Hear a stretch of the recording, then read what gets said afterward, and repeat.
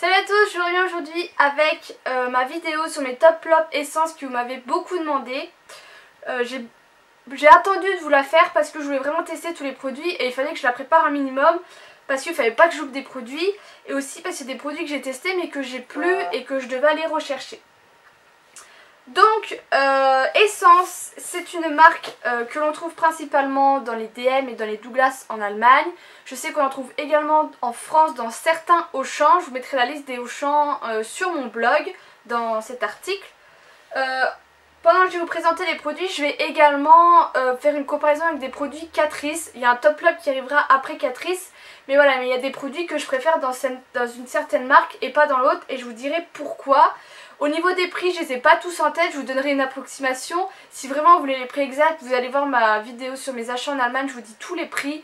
Mais Essence, c'est pas au-dessus de 10 € en général. Donc Essence, ils font principalement du maquillage, teint, yeux, lèvres, beaucoup d'ongles, du soin et également tout ce qui est pieds. Par rapport au packaging, les packagings sont assez girly par rapport à Catrice qui va être plus sobre. Et je crois que j'ai tout dit et on va tout de suite commencer par la catégorie teint avec une poudre. Donc c'est la Fixing Compact Powder. Donc ce qui est bien sur les produits Catrice et Essence, c'est que vous avez toujours une petite partie en français. Donc là ils disent que c'est une poudre compacte qui fait un fini mat et naturel qui tient toute la journée. Moi je trouve en France, enfin c'est pas je trouve, c'est que en France il n'existe pas de poudre blanche. À chaque fois elles sont colorées. Enfin en compact, voilà. En libre il y en a, mais en compact à chaque fois elles sont colorées. Et moi j'ai pas envie de me remettre une touche de couleur alors que j'ai déjà mis mon fond de teint. Je veux juste quelque chose qui va me matifier toute la journée. Et cette poudre elle est vraiment géniale parce que c'est ce qu'elle fait, elle matifie toute la journée. J'ai testé celle de chez Catrice, la Skin Finish, dont on a beaucoup entendu parler sur YouTube. Parce qu'elle était comparée à celle de chez MAC. Donc j'ai jamais testé celle de chez MAC. Mais moi j'ai détesté la Skin Finish parce que à la fin de la une demi-heure à la mi-journée je brillais et je déteste ça. Alors que celle-ci franchement elle me matifie toute la journée. Je crois que c'est la 5e que j'utilise. À chaque fois je prends un stock. Elle coûte 3-4 €. Je l'adore, c'est vraiment un top. Et je vous la conseille si comme moi vous avez la peau qui a tendance à briller. Ensuite j'ai un fond de teint que j'ai malheureusement pas testé. C'est le All About Matte, donc comme la gamme de la poudre. Donc c'est le All Free Makeup 12 heures long lasting. L'inconvénient de les marques Catrice et Essence, c'est que au niveau des teintes de fond de teint maximum, vous en aurez 5-6, mais en général vous en avez 2, 3, 4. Donc les peaux très claires et les peaux très foncées, vous ne trouverez pas votre bonheur dans ces marques.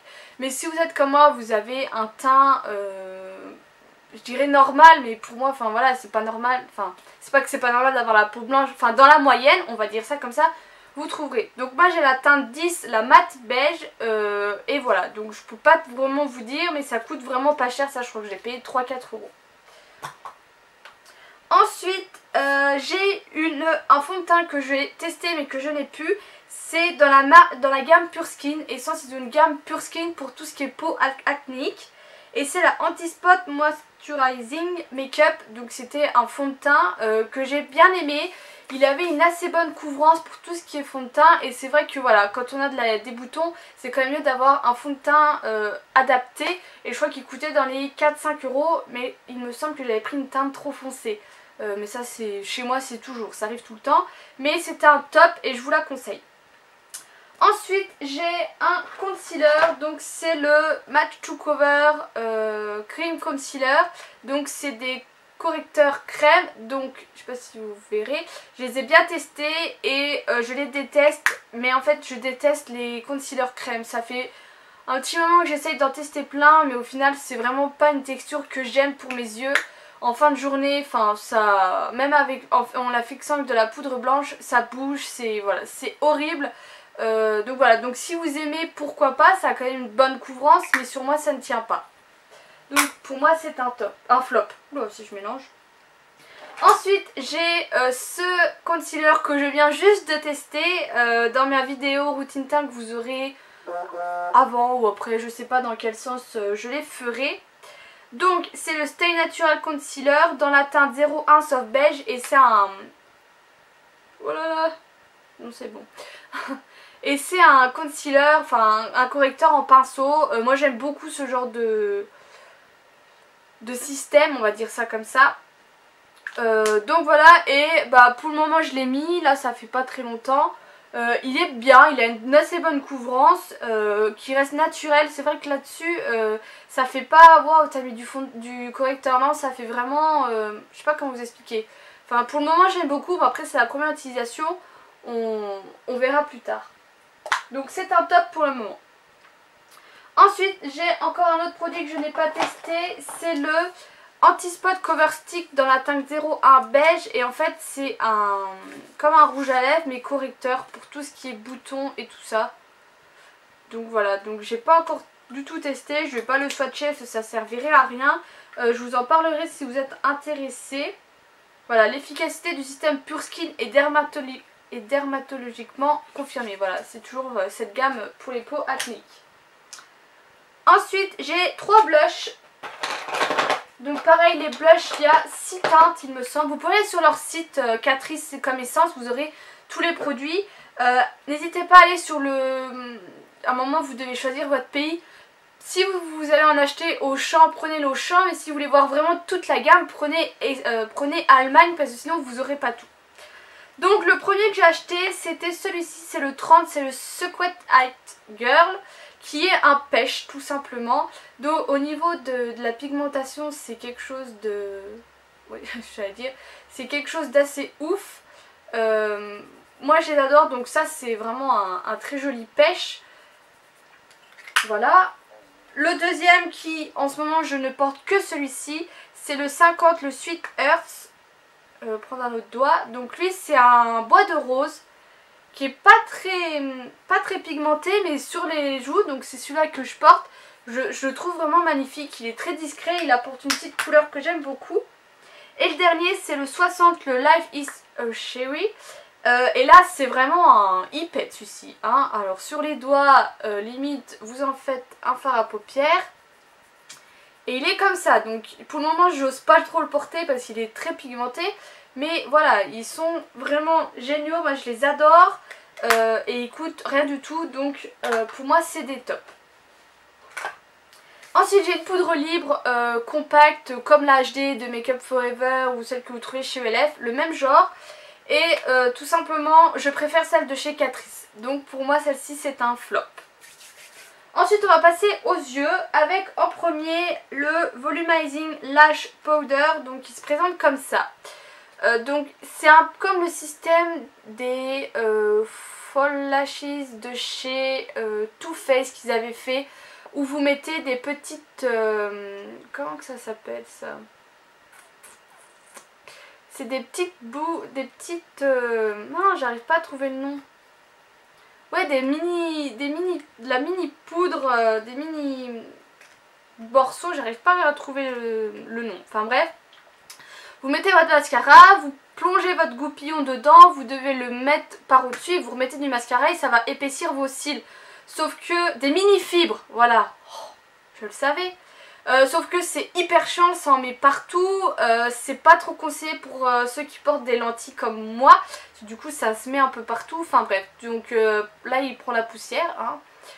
Mais pour ceux qui avaient bien aimé le Too Faced ou qui aimeraient avoir le même système, ça je l'avais coûté, j'avais payé 3-4 €.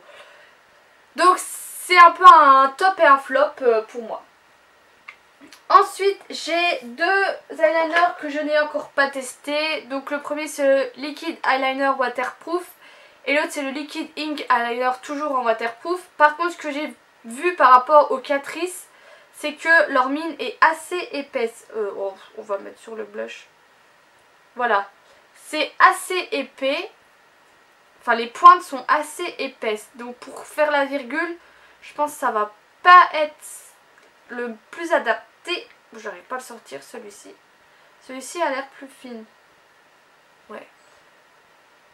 Bon, vous voyez pas trop si ça fait pas la macro. Mais voilà. Mais après, il coûte pas cher. Et je vous en reparlerai si vous êtes intéressés. Ensuite, j'ai le Lash Brow Gel Mascara pour fixer les sourcils. Moi, je l'aime beaucoup. C'est un top. Il fait bien son job. Et il coûte moins cher que celui de chez Catrice.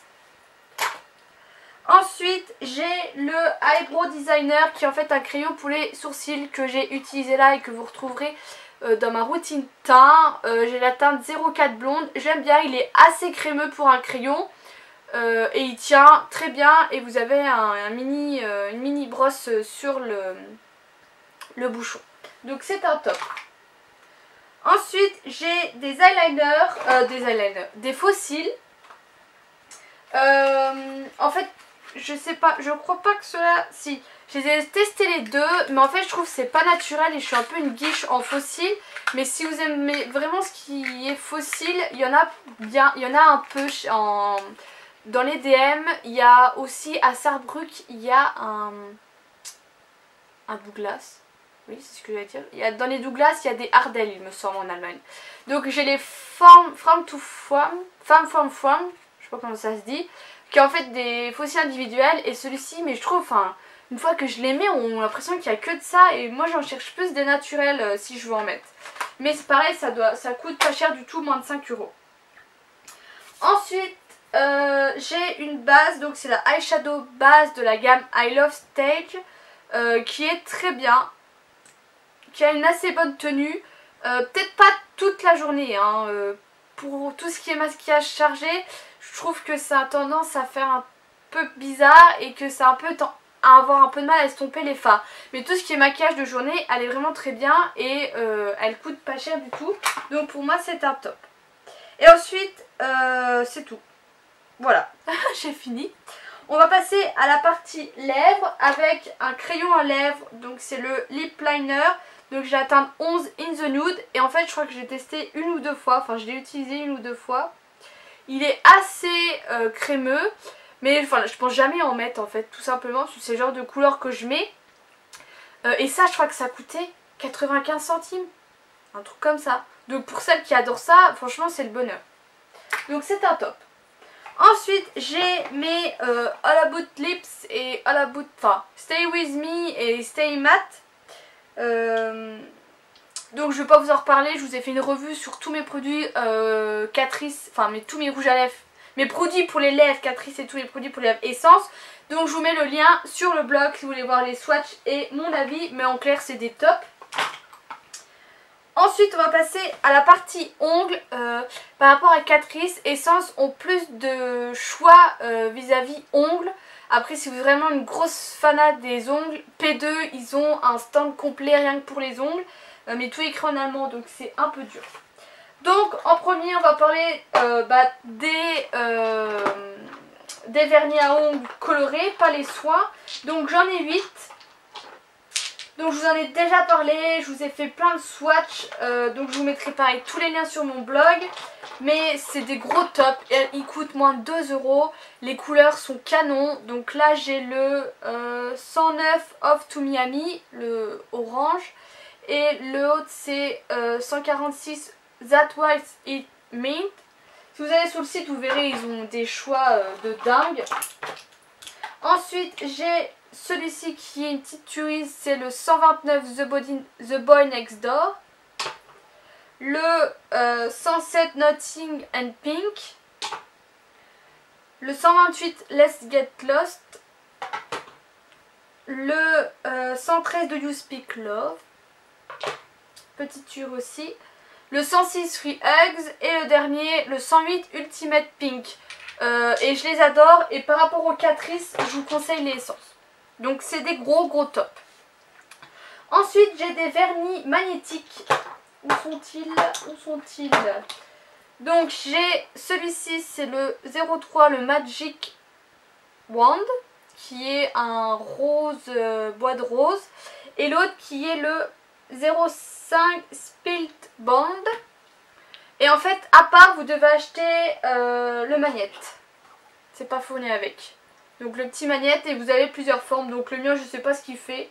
Je ne sais plus. Je sais même plus comment ça fonctionne. Parce que je suis pas une dingue des magnettes. Mais ils sont... Bon, après voilà, ils sont bien pour leur prix. Et ils sont aussi beaucoup nail art Essence. Et dernièrement ils ont sorti une machine à UV et tout pour faire des ongles en gel. Enfin ils sont très développés là-dessus. Ensuite j'ai des paillettes. il m'en manque, je les ai pas trouvés. Donc là j'ai le Special Effect Topper, donc c'est le disque Glorious Aquarius qui a, vous verrez pas bien sûr, plein de paillettes turquoises de différentes tailles.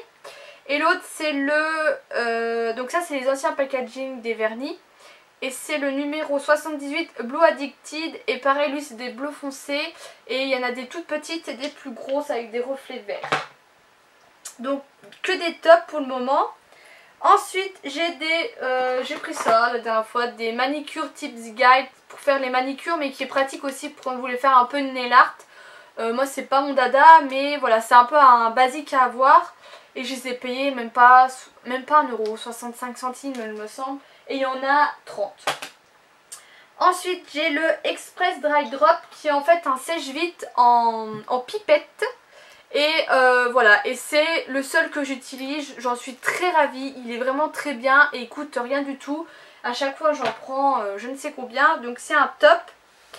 Ensuite j'ai le gel Look Top Coat que je n'ai plus, que j'avais pris parce que voilà il donnait il était censé donner un effet gel que j'ai pas remarqué.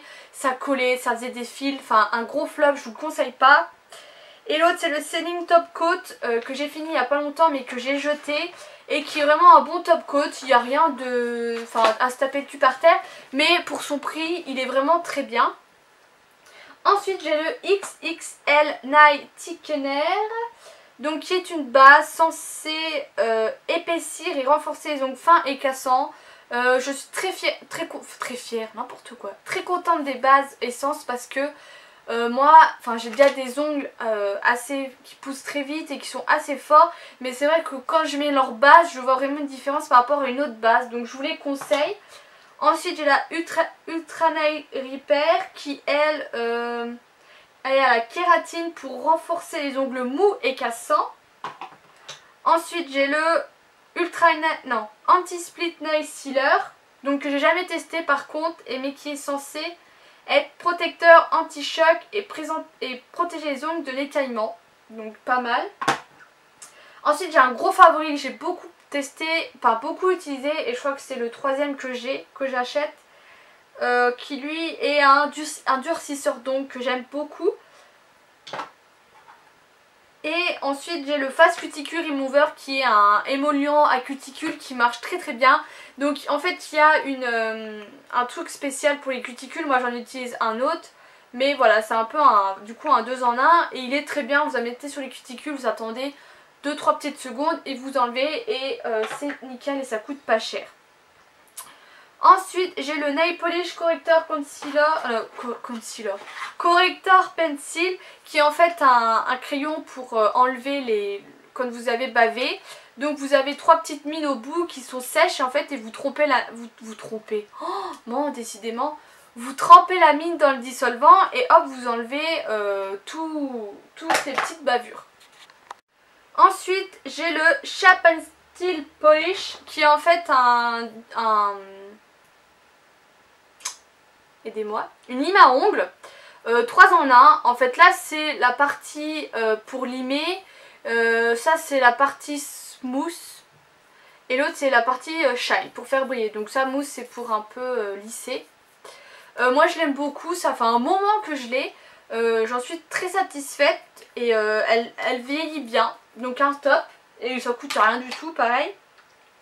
Et pour finir j'ai 2 dissolvants. Donc le premier c'est Cranberry et Passion Fruit et l'autre c'est Coconut Papaye. Donc là j'ai déjà testé celui-ci, donc c'est très subtil hein. Ouais, faut pas sentir comme ça, vous sentez que le dissolvant. Donc celui-ci il sent pas trop, mais je crois que le coconut il sent plus. Et ça je les ai payés 1,95€ il me semble chez Douglas parce que je n'avais pas trouvé aux essences. Celui-ci il sent un peu plus, mais ça sent quand même vachement fort le dissolvant. Mais après voilà, 1,95€, ils sont très bien. Ils font très bien leur job. Ensuite, on va passer à la partie accessoires avec les pinceaux. Donc il y en a un que j'ai pas. C'est le pinceau eyeliner qui est biseauté, qui est vraiment très bien. Ça coûte 1,95€ il me semble. Très très bon pinceau. Et le deuxième que j'ai c'est le Smoky Eyes Brush qui est un petit pinceau boule très pratique, pareil qui coûte rien du tout, qui vieillit très bien. Les poils sont très doux, même quand je les lave ils restent très très doux. Et ensuite j'ai deux pinceaux, le premier c'est le powder brush et l'autre c'est le blush brush.